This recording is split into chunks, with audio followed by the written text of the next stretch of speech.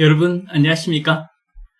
지난 시간에는 흐름에 대한 저항으로서 어떤 점도를 측정할 수 있는 기기들에 대해서 살펴봤습니다. 특히 마지막 시간에 침입형 점도계를 살펴봤었죠.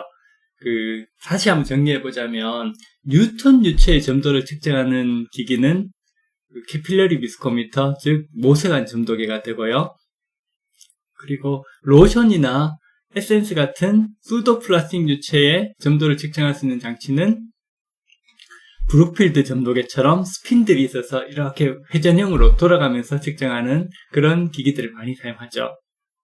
그리고 크림이나 파운데이션처럼 잘 흐르지 않는 그런 방고체 상태의 제품의 점도, 즉 침입값을 측정하는 장치가 후도레오미터, 즉 침입형 점도계가 있었죠. 그래서 그걸 또 다 측정할 수 있는 그 세 가지 유체를 다 점도라든지 탄성을 측정할 수 있는 장치가 레오미터였고요. 그죠? 레오미터와 관련된 이론은 우리가 이제 4장에서 그렇게 공부를 하기로 했었죠.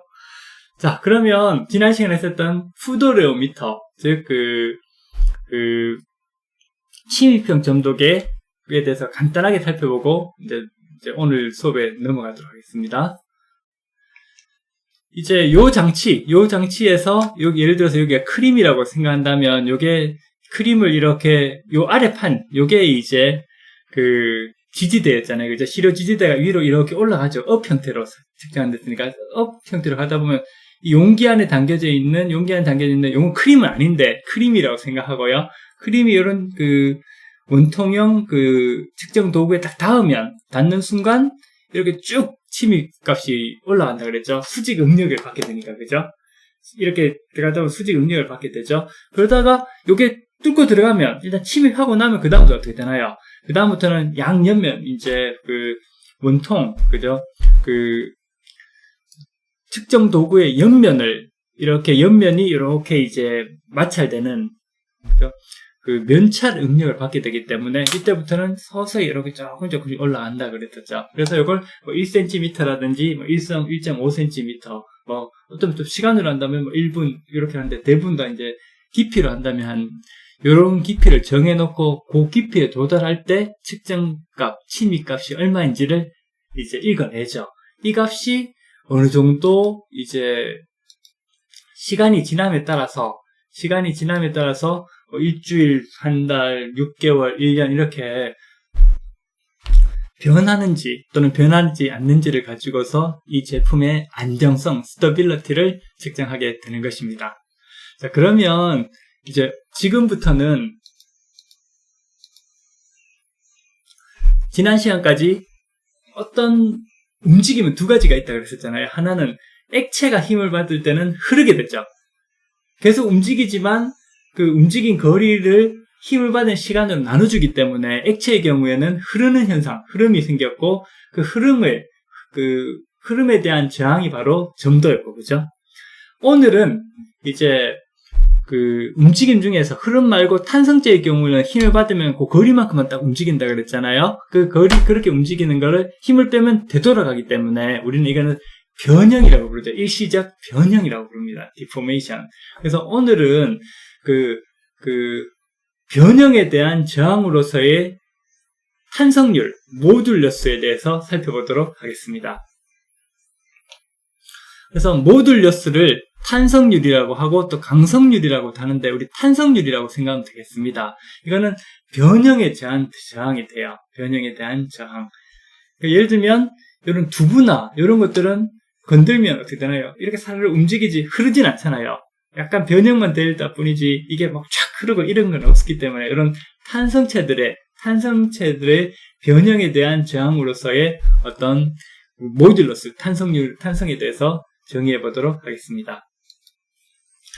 자, 우리가 2장에서 물질의 흐름에 대해 살펴봤었잖아요. 외부로부터 응력이 가해지면 이 응력이 흩어져 버리죠. 그 힘을 솟아시키면서 저장하지 않고 힘을 다 흩어버리잖아요. 이런 유체의 움직임을 흐름이라고 했죠. 흐름. 그죠? 그래서 물질에 면찰 응력이 이렇게 가해질 경우 그에 합당하는 면찰 속도가 생기게 되고요. 이들의 상관계수가 뭐라 그랬죠? 점도. 그래서 식 2.11 생각나나요?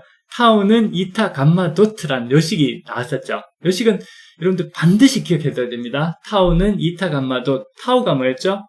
면찰 응력. 감마 도트는 면찰 속도. 이타는 점도. 이렇게 됐었죠. 그죠? 자, 그런데 앞서서 봤었던 두부나 아니면 여기 푸딩 같은 거, 젤리가 있죠? 젤리 있죠? 여기 안에 이게 과일 젤리인데요. 여기 안에 이제 요 붉게 된 분홍색은 여기 안에 귤이 들어가 있어요. 귤 한 개가 들어가 있고 여기 이제 푸딩으로 돼 있는데 요거는 어떤 거 사는지 모르겠네요. 이거 제가 인터넷에서 구글 이미지 검색해서 가져온 건데, 자, 이거는 이런 푸딩 같은 거, 푸딩 젤 같은 거는 딱 접시에다 딱 엎쳐놔도 착 흐르거나 이러지 않고 그 모양을 그대로 유지를 하고 있잖아요. 이런 것들이 탄성체들이에요. 탄성체들. 그죠? 일단 이런 거는 푸딩 같은 걸 탁 건드리면 사라락 움직이죠. 확 흐르지 않고 힘을 딱 주면 여기 이렇게 움직였다가 원래 되돌아오잖아요. 이런 움직임을 뭐라고 부른다? 변형이라고 부르죠. 변형. 그죠? 이런 물질의 변형은 외부에서 가해진 응력을 그대로 저장해요. 보유해요. 힘을 딱 주면 이 힘을 딱 가지고 있는 거예요. 그러다 그 힘이 없어지면 원래대로 그게 돌아가는 거죠. 그래서 물질의 형태가 변하는 탄성체의 움직임을 나타내는 표현이 바로 변형이에요. 변형. 일시적 변형. 그죠? 즉, 외부에서 가해진 응력을 그대로 보유 또는 저장하고 있기 때문에 외부에서 가하던 응력을 딱 제거를 해버리면 가역적으로 원래 상태대로 회복하는 거예요. 그래서 이런 거를 탄성 변형이라고 부릅니다. 탄성 변형.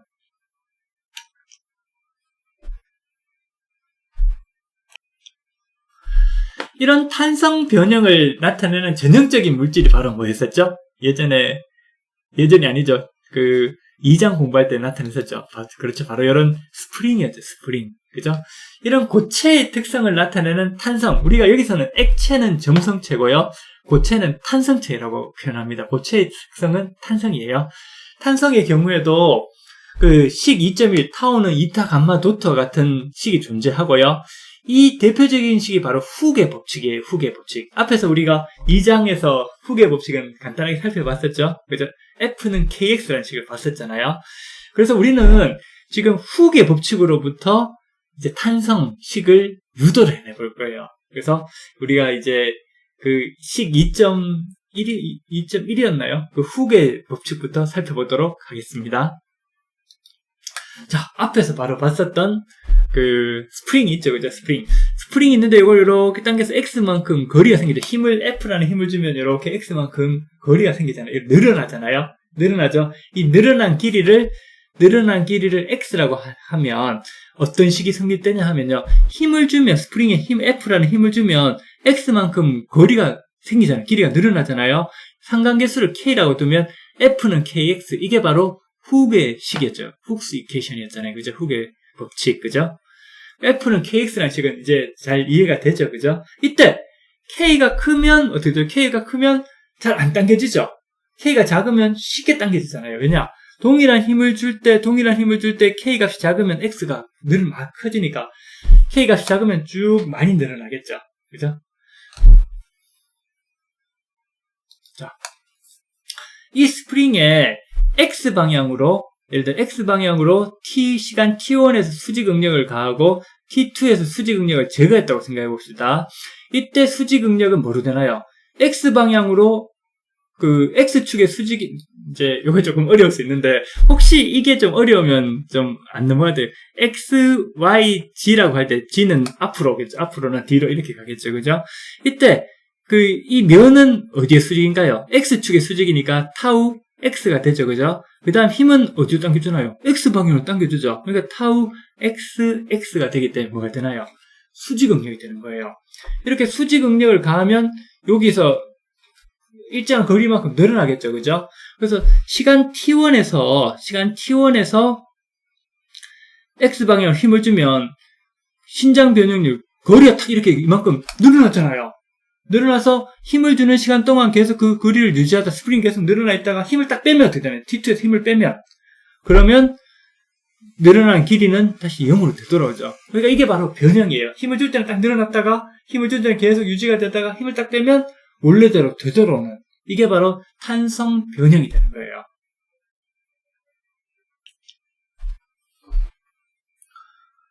그래서 이때 이 훅식에서 F는 KX잖아요. 여기서 이제 힘을 뭐로 바꾸죠?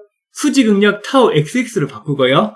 그 다음에 그 늘어난 길이 X를, 이건 또, 이게 조금 어려우면, 이거는 그냥, 이런 게 있다고만 한번 넣어보면 됩니다. 입실론이라 그래서 신장 변형률이라고 할 때, 이것도 비례상수가 되잖아요. 그죠? 이 비례상수 값을 이제 우리가 뭐라고 두면 되는 거예요. 그죠? 앞서서 마찬가지로, 그, F는 KX에서 F 대신에 수직응력 타우 XX를 넣고요. 그 다음에, 늘어난 길이 X 대신에 입실론을 넣는 거예요, 이거. 신장 변형률을 넣는 겁니다. 자, 그 다음 비례상수가 되는데요. 이 비례상수를 우리가 뭐라고 하냐면, 영수 모듈러스로 해서 G로 표현해요. 타우는 G 입실론이라고 생각하면 되는데요. 타우는 G 입실론인데, 이게 조금 어렵잖아요. 그래서 이거는 그냥, 그, 타우는 당기는 힘이라고 생각하면 되고요. 입실론은 그냥 늘어난 길이라고 생각하면 되고, G는 뭐다? 그냥 이거는 변형률이에요. 그죠? 탄성률. 그죠? 이게, 그 앞에서 F는 KX처럼 이 값이 크면 어떻게 되나요? G가 크면. 그러니까 K는 그냥 스프링일 때 보는 거고, 이게 스프링이 아니고 일반적으로 그냥 당길 때 이런 그 힘을 응력으로 바꾸고, 그죠? 그 늘어난 길이를 변형률로 바꿀 때 이런 식으로 된다는 거, 요거만 그냥 참조를 하면 되겠습니다. 그래서 이제 비례상수 G의 의미를 잠깐 살펴보면 이런 식으로 생각하면 돼요. 즉, G가 커질수록, G가 커진다는 건 타우는 뭐였죠? 타우는 G였죠. G 입실론이었잖아요. 그러니까 G가 커진다는 거는 똑같은 힘을 줄 때 이게 작아진다는 의미가 되잖아요. 그럼 이 둘 중에서 이 스프링과 이건 좀 얇은 스프링이죠. 이건 좀 굉장히 굵은 스프링이죠. 딱 우리가 직관적으로 보더라도 이게 당기기 힘들어 보이나요? 이게 당기기 힘들어 보이나요? 그래서 우리 직관적으로 봐도 이게 당기기 힘들잖아요. 그러니까 G가 크다는 건 뭐다? 이것처럼 스프링이 굵어져서 당기기 힘들다는 걸 의미하게 됩니다. 그래서 우리가 G가 크다는 건 뭐죠? 우리가 머릿속에 넣으면 됩니다. 타우는 G 입실론 또는 조금 이따 가서 또 공부하겠지만, 그 입실론은 수직 응력일 텐데 우리는 여기서는 대부분 다 면찰 응력이 가해지잖아요. 그럼 여기 입실론을 이제 타우 이타는 타우는 이타 감마 도트에서 나온 것처럼 요걸 변형시켜서 조금 이따가 공부할 건데 다시 미리 말씀을 드리면 타우는 G 감마가 돼요. 그러니까 G가 커진다는 건 뭐죠? G가 커진다는 거는 스프링이 굉장히 굵어져서 당기기 굉장히 힘들어진다. 이렇게 머릿속에 개념을 넣고 있으면 됩니다. G 값은 뭐다? G 값이 커질수록 당기기 힘들어져요. 움직이기 힘든 굉장히 간단한 용수철. 이렇게 생각하시면 되겠습니다.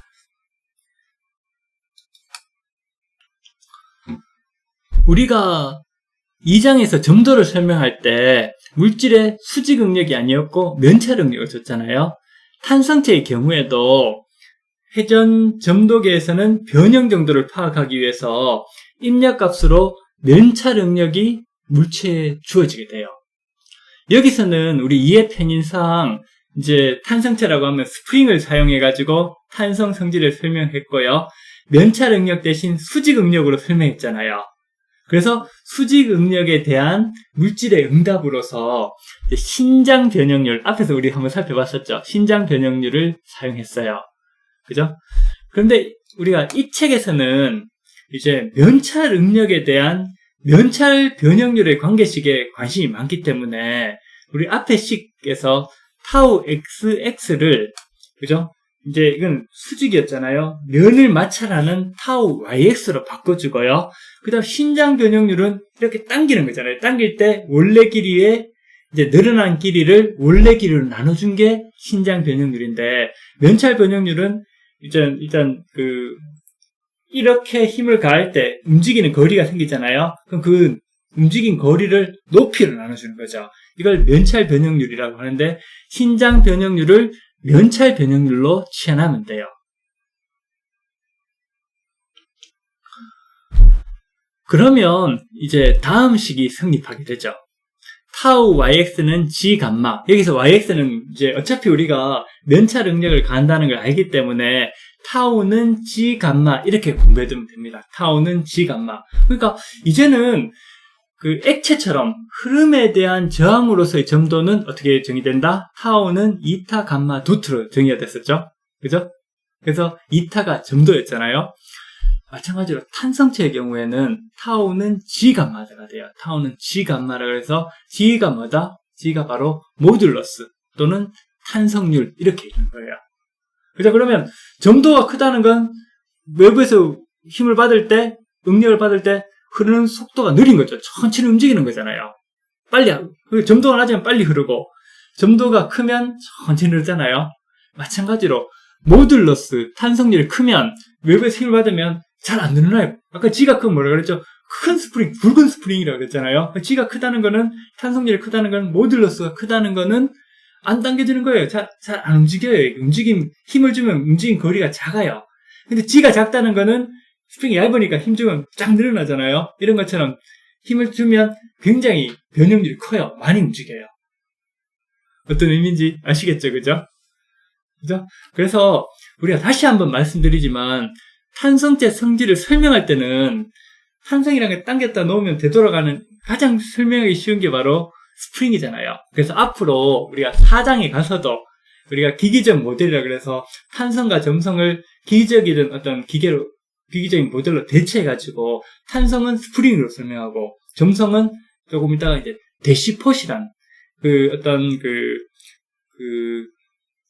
내부에 물이나 아니면 기름 같은 액체가 꽉 차 있는 피스톤 같은 거 있죠. 그걸 당기면 굉장히 천천히 움직이는, 그죠? 그래서 문 같은데 이렇게 해놓으면 문을 당길 때도 처음에 당길 때는 힘들어 보이지만 천천히 당길 때는 잘 열렸다가 다시 닫으려면 잘 안 닫. 걸리죠. 그래가지고 이 문을 열고 닫을 때 쾅 닫는 키는 걸 막기 위해서 사용하는 그런 그 기계인데 대시폿이라고 불러요. 그래서 점성체는 대시폿, 탄성체는 스프링 이런 식으로 개념을 이해하고 설명하는 경우가 굉장히 많아요. 근데 이거는 아쉽게도 스프링의 경우에는 이게 수직 응력이기 때문에 우리는 주로 면찰 개념으로 설명을 많이 하잖아요. 그죠? 그렇기 때문에 면찰 개념과 이제 수직 개념을 잘 좀 이해를 하면 좋은데 이게 처음에는 조금 이해하기가 어려워요. 그죠? 그렇기 때문에 그냥 타우는 G 감마 해가지고 수직 응력 개념도 조금 생각해가지고 단지 이게 G라는 거는 저항이다. G가 크다는 거는 스프링이 굉장히 크기 때문에 잘 안 당겨진다. 이런 정도의 직관적인 이해를 하면 굉장히 도움이 될 것 같아요. 자, 어떤 탄성체 예인데 요게 이제 화장품에서 굉장히 많이 사용하는 에센스라든지 로션에 많이 사용하는 고분자 물질. 여기 이제 물에다 고분자 물질을 푼 거예요. 에센스 같은 경우도 결국에는 물에다가 고분자 물질을 푼 거예요. 그죠? 거기다가 이제 영양 성분이라고 해서 몇 가지를 넣어주는데 그 고분자 물질 중에 가장 중요한 게 가장 또 많이 사용하는 물질이 카보모란 거래요. 카보모. 그죠? 여기는 이제 C체인이 쭉 긴데 카르복실기에서 COOH가 붙어 있는, 그죠? 그래서 리피팅 유닛에 COOH가 붙어 있는 고분자 물질인데요. 풀면 막 이런 식으로 돼요. 이게 1%는 약간 액체인데 2%는 이것처럼 묵직해요. 이거 잘 흐르지도 않고요. 3% 이상은 풀기도 힘들고 만들어 놓으면 그냥 진짜 이거 고무풀처럼 완전 탄성체처럼 거동을 하게 돼요. 그죠? 그래서 요거는 제가 4장에서 마지막에 비선형 점턴상을 설명할 때 요 내용 그림은 다시 한번 더 설명드릴게요. 자, 그러면 우리 예제를 한번 풀어봅시다. G가 5파스칼인, 단위는 아직 좀 익숙하지 않으면 넘어가도 좋습니다. G가 뭐죠? 탄성률. 그죠? 모듈러스가 5인 탄성체에 1파스칼의 면찰 응력을 가해질 경우 그림을 살펴보자 했을 때, 자, 1파스칼의 힘을 줄 때 뭐였나요? 높이가 5cm인데 1cm만큼 변형됐죠.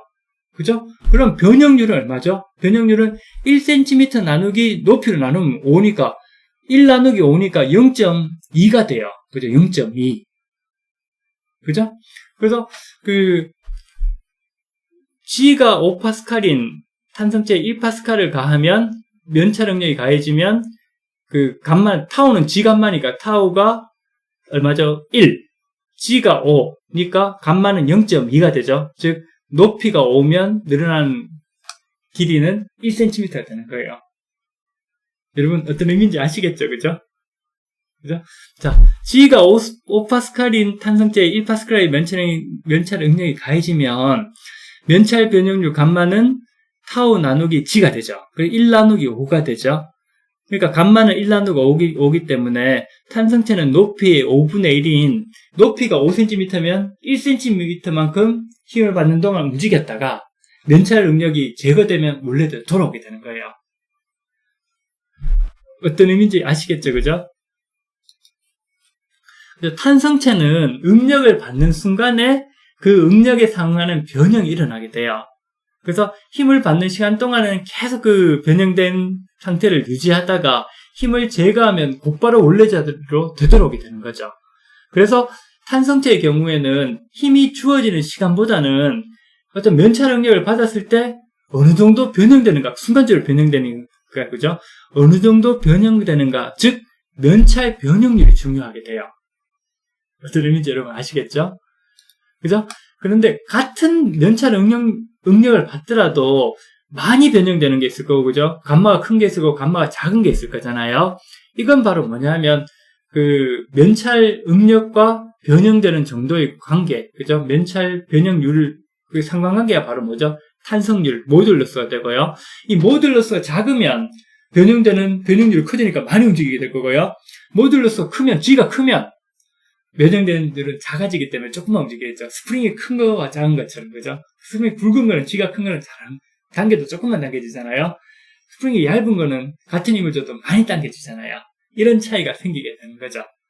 그죠? 이 G, 복소 탄성률 개념을, 이제 4장에서 나오는 탄성률의 개념을 이해하기 위해서는 이 G를 이해하는, 그죠? 그 탄성률, 모듈러스를 다시 한 번 더 이해할 필요가 있습니다. 그래서 이 내용이 굉장히 중요하기 때문에 오늘 공부한 내용은 이번 시간에 공부한 내용은 정말 열심히 공부해 두길 바랍니다. 이건 4장부터 계속 활용이 돼요. 그래서 다음 시간에는 이제 대망의, 그죠? 이제 지금까지 액체의 성질과 탄성체의 성질을 공부했기 때문에 이걸 같이 공부하는 점탄성에 대해서 처음으로 공부를 시작해 보도록 하겠습니다. 이번 시간도 여러분 정말 수고 많았습니다. 고맙습니다.